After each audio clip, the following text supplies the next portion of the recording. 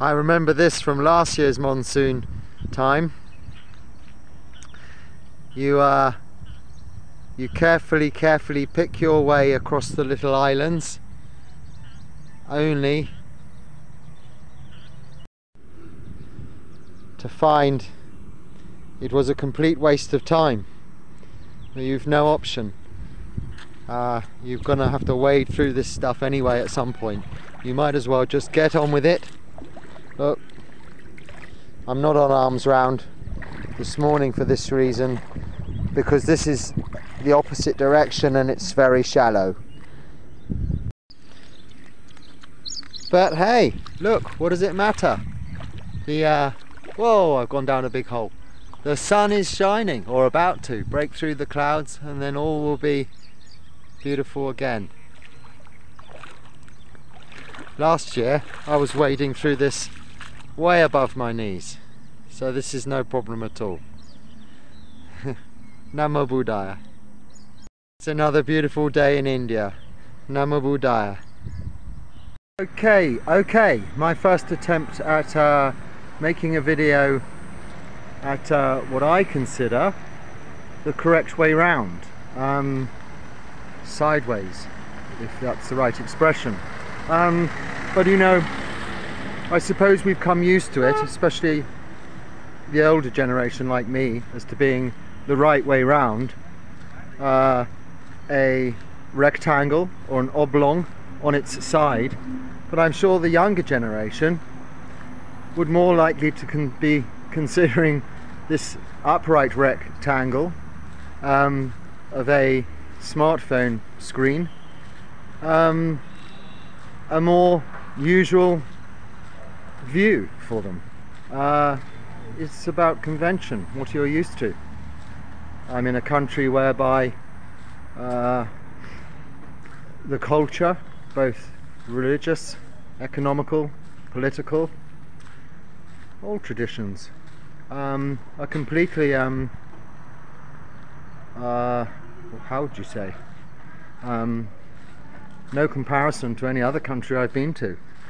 It's still a beautiful place, beautiful people, and you get used to it. You get used to it after not too long. You would probably find it a bit difficult for a short visit, unless you're in tourist areas. But I'm talking away, filming this pretty boring road here, but to me it's boring. It might be very interesting to you, who knows. Anyway, it gets a little brighter in a moment, so we'll pause here for a second. For instance, this is obviously just a completely normal thing here. In Basingstoke that would be considered a little unusual, I'm sure.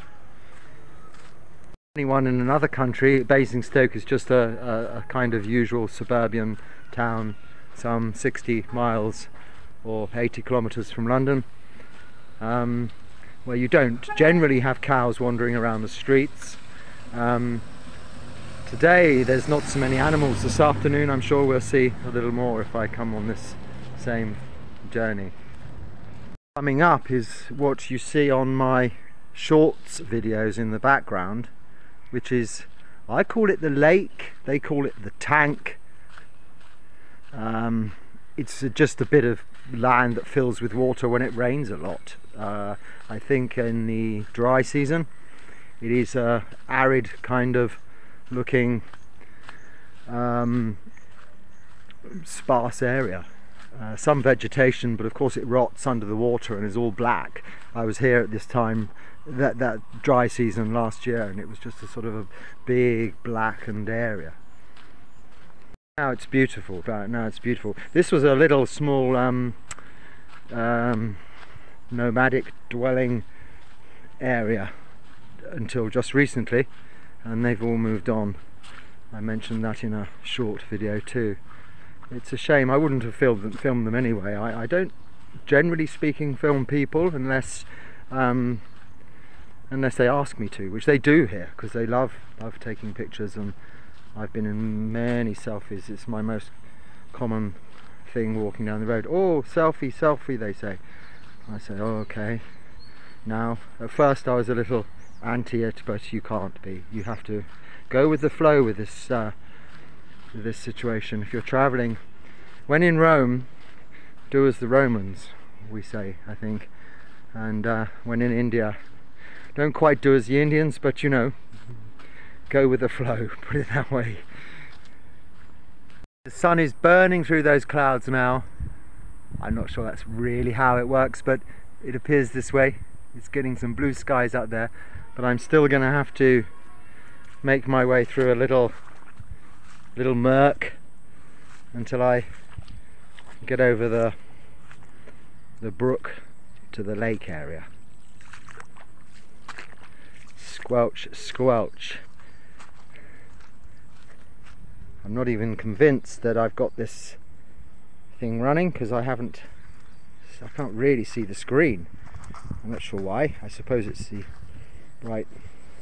Yes, that's a reflection. Okay, here we go. This is very well. It's full to the top. Was empty just yesterday, and that's last night's rain. Drainage doesn't seem to be flowing. It's understandable. We'll have nowhere to flow to. Just more water. This is more what I was used to last year with the area. I was living in a little house which was kind of in the middle of that lot. Not here, in a place called Gokana. I don't know if you can see in the background there's a kind of hillock, they'd call it. I'd call it a mountain, but it's a little mountain, a small pointy mountain.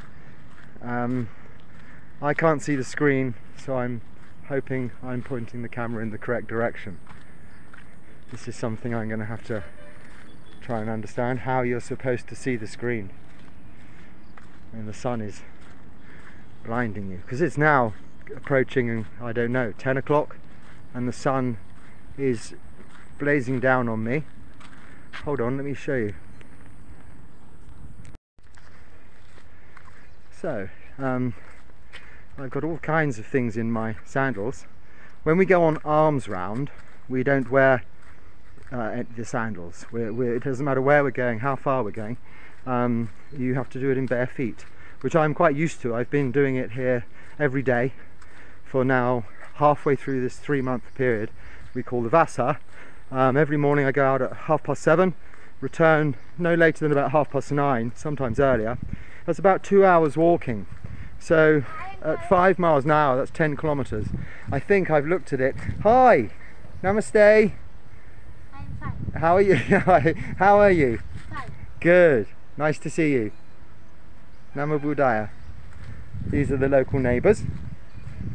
They're very polite. They speak very good English to little children.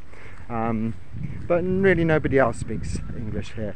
They speak a little, but I think I said earlier, to sort of speaking is better than understanding, put it that way.